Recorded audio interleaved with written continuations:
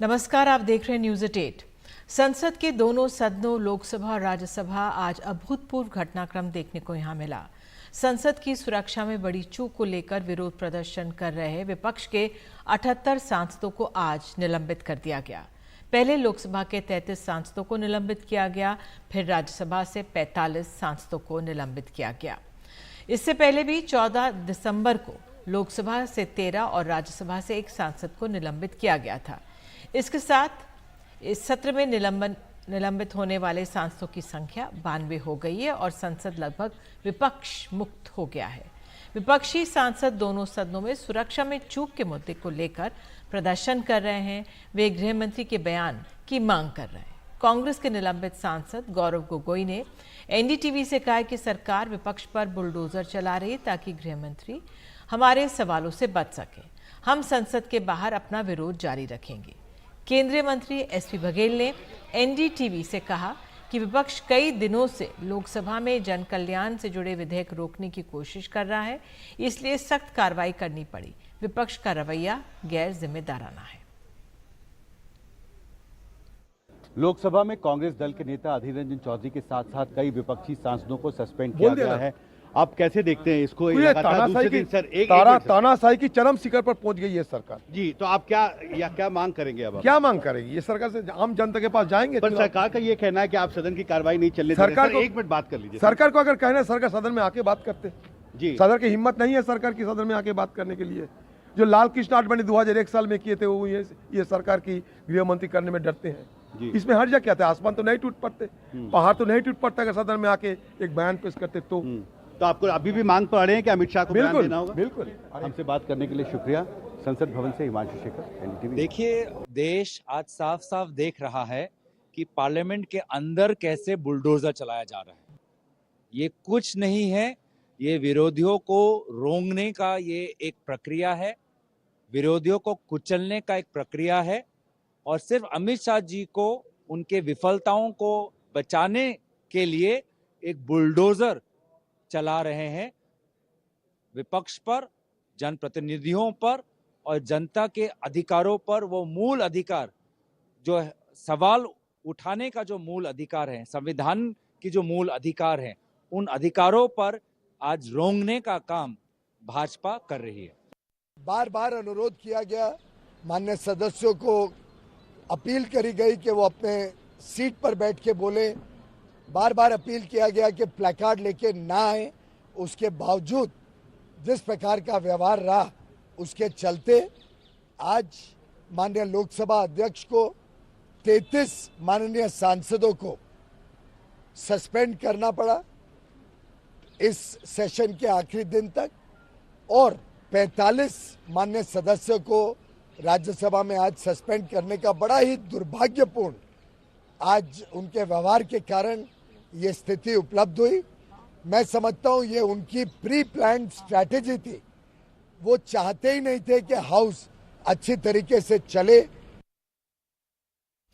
कांग्रेस अध्यक्ष मल्लिकार्जुन खड़गे ने विपक्षी सांसदों के निलंबन पर केंद्र सरकार को जमकर घेरा। उन्होंने ट्वीट कर किया है, 13 दिसंबर 2023 को संसद पर एक हमला हुआ। आज फिर मोदी सरकार ने संसद और लोकतंत्र पर हमला किया है। तानाशाही सरकार ने अभी तक 92 विपक्षी सांसदों को निलंबित कर किया है। हमारी 2 सरल और सहज मांगे हैं। गृह मंत्री को संसद की सुरक्षा में गंभीर उल्लंघन पर दोनों सदनों में बयान देने चाहिए। बीजेपी अपनी जवाबदेही से भाग रही है।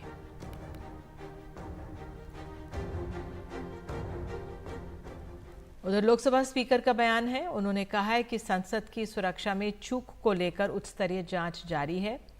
इस सदन को लेकर राजनीति बहुत ही दुर्भाग्यपूर्ण है। सदन में नारेबाजी, तख्तियां लाना सही नहीं है। देश के लोग भी इस आचरण को पसंद नहीं करते।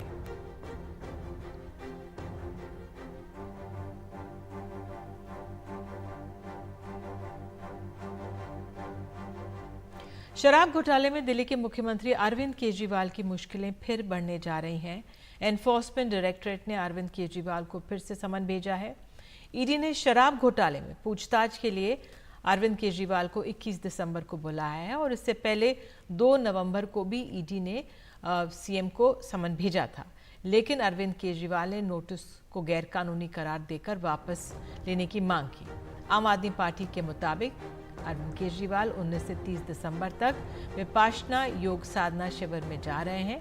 ऐसे में अभी साफ नहीं है कि ये पूछताछ के लिए वो जाएंगे या नहीं। ईडी के समन से ठीक पहले अरविंद केजरीवाल ने आज पश्चिम बंगाल की मुख्यमंत्री ममता बनर्जी से भी मुलाकात की, जो करीब 45 मिनट तक चली है।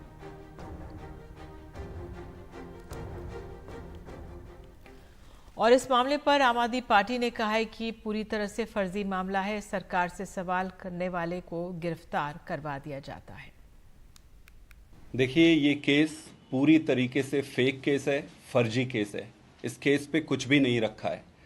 आप देखेंगे कि जिस तरीके से जो भी व्यक्ति इस देश में नरेंद्र मोदी जी के खिलाफ प्रश्न खड़े करता है या प्रश्न पूछता है, उसको मोदी जी या सस्पेंड करा देते हैं या फिर गिरफ्तार करा देते हैं। किसी भी प्रकार से उस व्यक्ति को जो इनसे प्रश्न पूछता है खत्म करने की सारी कोशिशें करते हैं। इस देश में नरेंद्र मोदी जी एक व्यक्ति से सबसे ज्यादा डरते हैं या उनसे नफरत करते हैं, वो है अरविंद केजरीवाल।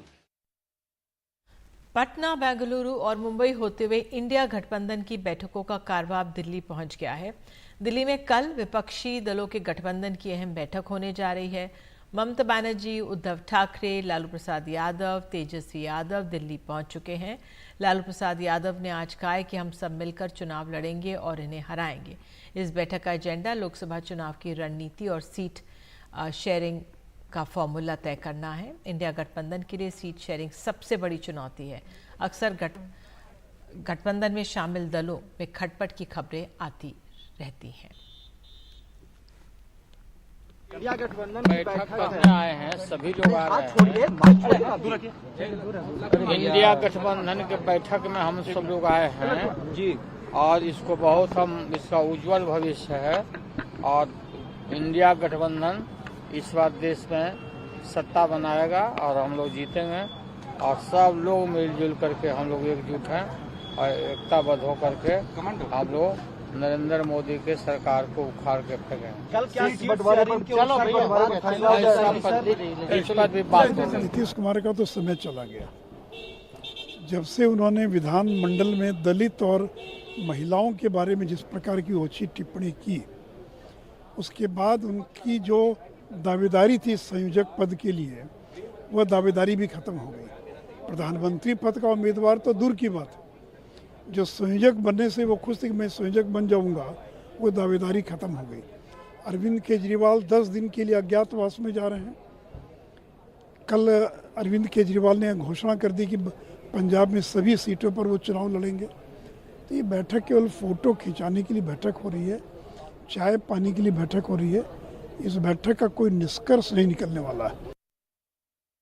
वाराणसी प्रवास के दूसरे दिन प्रधानमंत्री मोदी आज दुनिया के सबसे बड़े योग केंद्र स्वरवेद महामंदिर का उद्घाटन किया। स्वरवेद महामंदिर में एक साथ 20,000 लोगों के योग करने की व्यवस्था है। प्रधानमंत्री ने इस मौके पर अपने संबोधन में कहा कि इस मंदिर की भव्यता को देखकर मैं अचंभित हूँ। इसे देखकर मैं मंत्रमुग्ध हुआ। साथ ही उन्होंने कहा है कि काशीवासियों ने विकास के कई नए कीर्तिमान गढ़े हैं। अपने इस दौरे के दौरान प्रधानमंत्री ने अपने संसदीय क्षेत्र को 19,000 करोड़ की 37 परियोजनाओं की सौगात दी है। दुनिया का सबसे बड़ा साधना स्थल होगा। विहंगम योग साधना की ये यात्रा 100 वर्षों की अपनी अविस्मरणीय यात्रा पूरी की है। इस पुण्य अवसर पर यहां 25,000 कुंडीय स्वरवेद ज्ञान महायज्ञ का आयोजन भी हो रहा है। मुझे खुशी है, मुझे विश्वास है, इस महायज्ञ की हर एक आहुति से विकसित भारत का संकल्प और सशक्त होगा। मध्य प्रदेश के पूर्व मुख्यमंत्री शिवराज सिंह चौहान कल सुबह दिल्ली आ रहे हैं। वे दोपहर 12 बजे बीजेपी के राष्ट्रीय अध्यक्ष जेपी नड्डा से मिलेंगे। मध्य प्रदेश चुनाव के नतीजों के बाद ये उनका पहला दिल्ली दौरा होगा। माना जा रहा है कि पार्टी उन्हें नई जिम्मेदारी दे सकती है। मध्य प्रदेश में इस बार बीजेपी की बम्पर जीत का श्रेय शिवराज सिंह चौहान की लाडली बहन योजना को भी दिया गया। मैंने हमेशा कहा कि भारतीय जनता पार्टी एक मिशन है, और जब एक मिशन में आप काम करते हो तो आप तय नहीं करते कि आप क्या करोगे, मिशन तय करता है कि आप कहां काम करोगे। तो जहां पार्टी तय करेगी वो काम मैं करूंगा। कर्नाटक के बेलगावी में एक महिला को निर्वस्त्र करके उसकी पिटाई को कर्नाटक हाईकोर्ट ने सामूहिक कायरता करार दिया है। एक महिला का चीरहरण होता रहा और गांव वाले तमाशबीन बने रहे। हालांकि अब राज्य सरकार ने इस मामले की जांच सीआईडी को सौंपी है। स्थानीय पुलिस इंस्पेक्टर को सस्पेंड किया गया। बेलगावी में 11 दिसंबर को 42 साल की एक महिला को निर्वस्त्र करके बांधकर पिटाई करने का आरोप इन महिलाओं पर है। ये उस लड़की की मां और दूसरी रिश्तेदार है जो पीड़ित के बेटे के साथ भाग गई थी।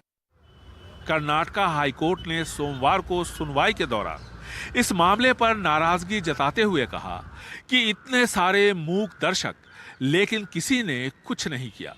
यह सामूहिक कायरता है जिसे दूर करने की आवश्यकता है। पुलिस को समझना चाहिए कि यह ब्रिटिश राज नहीं है। अदालत ने एक कविता की उस पंक्ति को भी दोहराया जिसमें कहा गया है कि सुनो द्रौपदी, हथियार उठाओ, अब गोविंदा रक्षा करने नहीं आएंगे। यह मामला सियासी रंग ले चुका है। बीजेपी ने तथ्यों की जांच के लिए एक टीम भेजी। पार्टी का आरोप है कि जिन लोगों ने इस घटना को अंजाम दिया वो सभी कांग्रेस से जुड़े हैं। ये कांग्रेस लीडर्स की फॉलोअर्स है पूरा। उधर कांग्रेस कोई अभी मंत्री जी है, मंत्री का फॉलोअर्स है। कोई अटैक किया, वो मंत्री जी के फॉलोअर्स है। उसके वास्ते उनको मदद मिला सरकार से, उसके वास्ते वो इस पे वो लड़ा, नहीं तो वो नहीं लड़ता था। राज्य सरकार ने अनुसूचित जनजाति की पीड़ित महिला को 2 एकड़ जमीन दी है। इलाके के पुलिस इंस्पेक्टर को सस्पेंड कर दिया गया है और मामले की जांच सीआईडी को सौंपी गई है। ಬ್ಯೂರೋ ಇದೆಯಲ್ಲ ರಿಪೋರ್ಟ್ ಅದು ನೋಡ್ಲಿ ಯಾರ ಕಾಲದಲ್ಲಿ ಎಷ್ಟೆಷ್ಟಾಗಿದ್ದಾವೆ ಅಂತ। ब्यूरो रिकॉर्ड डेटा ले लीजिए और आपको पता चल जाएगा कि किसके शासन में कितने अपराध हुए हैं। इस मामले में गिरफ्तारियां हो चुकी हैं। हम कड़ी कार्रवाई सुनिश्चित करेंगे। ಅವರಿಗೆ ಶಿಕ್ಷೆ ಕೊಡಿಸಲಿಕ್ಕೆ ಎಲ್ಲ ಪ್ರಯತ್ನ ಮಾಡ್ತೀವಿ।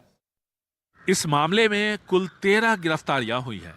कर्नाटक हाईकोर्ट ने परिवार वालों के अलावा किसी और के पीड़ित महिला से मिलने जुलने पर रोक लगा दी है ताकि इस मामले पर हो रही राजनीति में बेवजह उसे परेशान न किया जाए।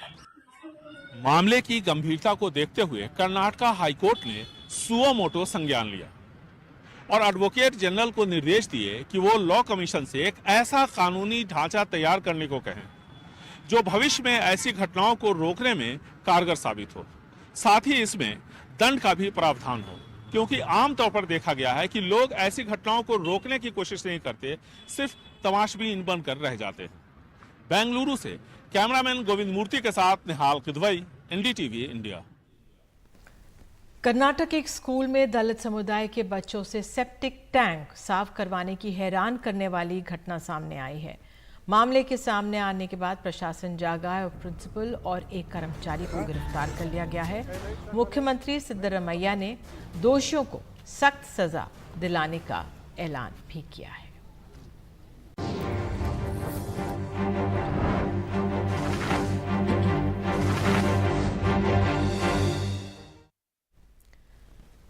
गुजरात के वलसाड में आज प्रशासन ने 9 करोड़ रुपए की विदेशी शराब को नष्ट किया है। पुलिस और प्रशासनिक अधिकारियों की मौजूदगी में 9 करोड़ रुपए की शराब पर बुलडोजर चला दिया गया। पिछले 11 महीने में पुलिस की कार्रवाई और अलग अलग जगह मारे गए छापों के दौरान इतनी बड़ी मात्रा में विदेशी शराब जब्त की गई थी।